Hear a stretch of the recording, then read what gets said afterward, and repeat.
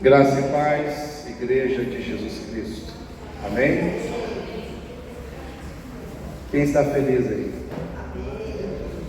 Foi muito bom o aniversário da igreja, né, irmãos? Bênção, né? Alguns tiveram a oportunidade de participar 3 dias, outros 2 dias, outros 1 dia. Mas tenho certeza que todos foram edificados, abençoados na ministração da palavra, na ministração da unção, né? E do poder do Espírito Santo. No sábado, tivemos aqui um mover, né? Depois da ministração da palavra, revelação, cura, ministração, né? Da unção do Espírito Santo. Foi bênção demais.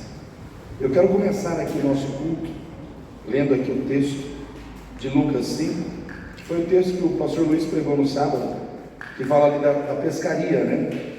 Quando Pedro ele chega cansado e encontra Jesus na praia, e Jesus manda ele voltar para o mar.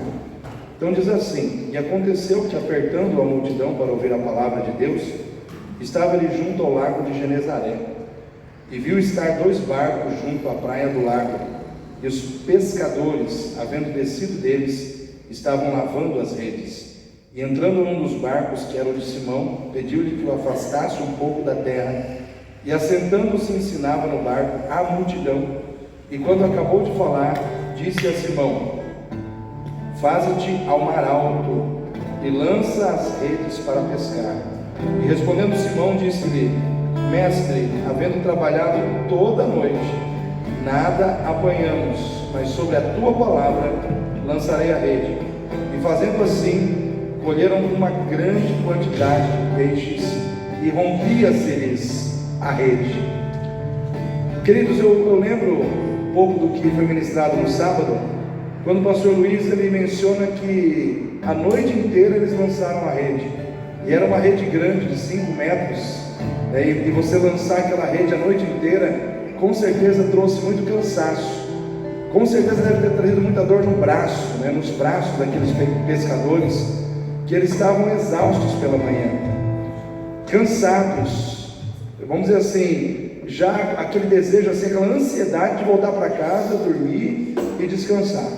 Mas a palavra do Senhor capturou o coração deles, porque diz a palavra que Jesus estava pregando dentro do barco de Pedro, e Pedro, por mais que ele quisesse ir embora, ele não conseguiu, porque a palavra de Deus capturou o seu coração. A palavra de Deus foi trabalhando no seu íntimo, no seu coração, de modo que mesmo cansado, ele permaneceu firme ali. Mesmo cansado, mesmo esgotado, mesmo decepcionado, ele conseguiu permanecer firme. Ele não foi para a casa dele, porque é aquela história, todos nós, depois de um dia extenuante de trabalho, ou de uma noite extenuante de trabalho, quando nós estamos cansados, a gente quer cama, sim ou não, irmãos? A gente quer, e se as pessoas querem conversar com a gente não dá nem atenção, né? Porque uma pessoa cansada, ela nem ouve mais direito, né? Mas o fato é que a palavra de Deus tocou no coração de Pedro e foi gerando dentro dele aquele ingrediente essencial para que nós, como crentes, possamos ter vitória, que se chama fé, né? Esse texto nos mostra que Pedro era um grande pescador, um pescador muito experiente, e vamos dizer assim, que Pedro, dentro do seu entendimento como pescador, um homem que sabia pescar muito bem, ele fez tudo certo. Ele escolheu os equipamentos certos, ele escolheu a hora certa, né, de pescar, porque se pesca à noite, é à noite que os peixes vêm para cima, né? De dia o sol, o calor joga os peixes para baixo, então à noite os peixes vêm para cima, é mais fácil pescar de noite, vamos dizer assim, é menos cansativo, não tem o calor do sol. Enfim, ele escolheu os equipamentos certos, a hora certa, a metodologia certa, né? O entendimento lógico certo, porém ele não conseguiu os resultados que ele queria.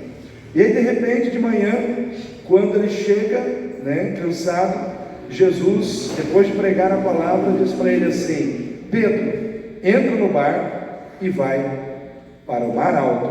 Em outras palavras, ele naquele momento contrariando toda a lógica, né? Contrariando toda a lógica e passando por cima do seu cansaço, passando por cima da sua decepção com a noite passada, ele resolve crer e obedecer a palavra do Senhor. E quando ele joga as redes, para sua surpresa, aquelas redes que poderiam sair dali vazias, elas voltam quase que arrebentando, né, de tanto peixe que tinha. Para sua surpresa, né, as redes se encheram de grandes peixes, de 153 grandes peixes. E aí eu pergunto assim, qual é a moral da história? Qual é a moral da história, né, nessa situação? Para mim a moral da história é que todas as conquistas que eu e você muitas vezes não conseguimos pela lógica humana, mesmo fazendo tudo certo pela lógica humana, essas conquistas virão na nossa mão pela fé na palavra de Deus.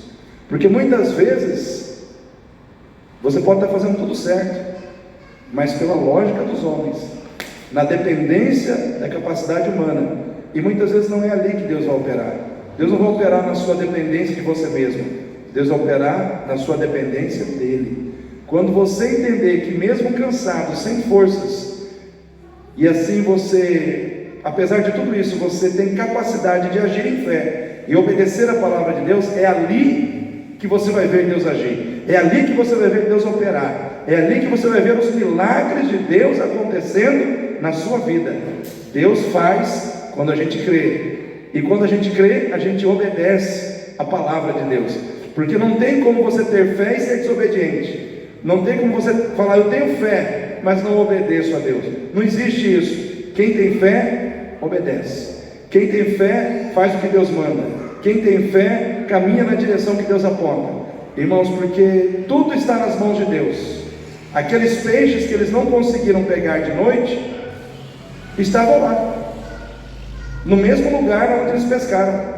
Aonde eles jogaram a rede, os peixes estavam lá. Só que eles precisavam fazer isso debaixo do comando do Senhor, debaixo da direção do Senhor, porque o Senhor os guiou aonde estavam os peixes, o Senhor os guiou aonde estavam as bênçãos, e é isso que o Senhor vai fazer com você. Ele vai guiar você aonde as bênçãos estão, e Ele vai colocar a sua mão sobre as bênçãos, a partir do momento que você crê, e a partir do momento que você obedecer a sua palavra, mesmo cansado e mesmo frustrado, né? Nós temos que obedecer a Deus, mesmo cansados ou desanimados, ainda temos que crer e fazer com que a vontade de Deus prevaleça na nossa vida, para que nós possamos ver o agir de Deus nas nossas vidas. O que aconteceu quando Deus agiu?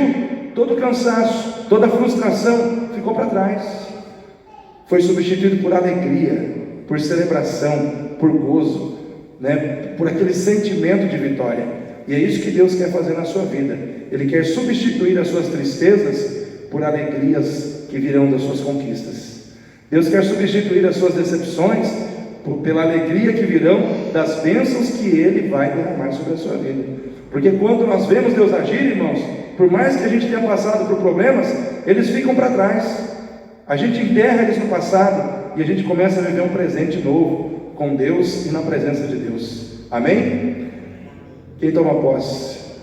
Então fique em pé nesse momento, para que nós possamos orar e começar o nosso culto, né, de louvor, adoração ao nosso Deus, de estudo e ensino da palavra. Feche seus olhos. Pai querido, em nome do Senhor Jesus, aqui nos encontramos na tua santa presença.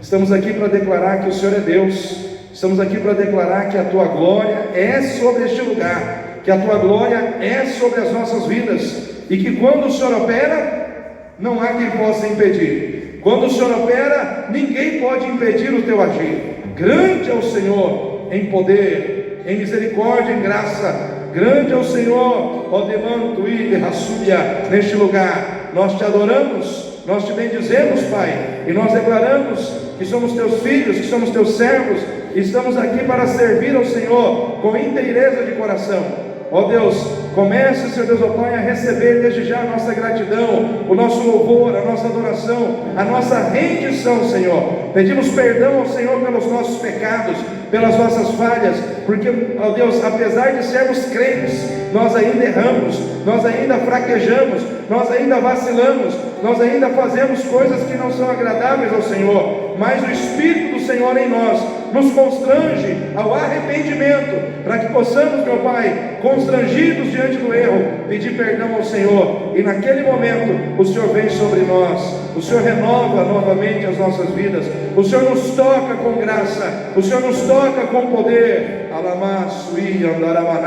Deus de glória, toma conta deste ambiente nessa noite, toma conta das nossas vidas aqui, Pai, porque nós entregamos a Ti este culto, na certeza de que o Senhor é Deus, e na certeza de que o Senhor vai agir no nosso meio, todas as vezes que nós nos reunimos neste lugar. Louvado e engrandecido seja o nome do Senhor. Nós Te agradecemos, nós Te entronizamos, nós Te exaltamos em todo o tempo. Aleluia. O demandarabassou. Louvado seja o nome de Jesus. Queridos, o salmista Davi diz: preparado estava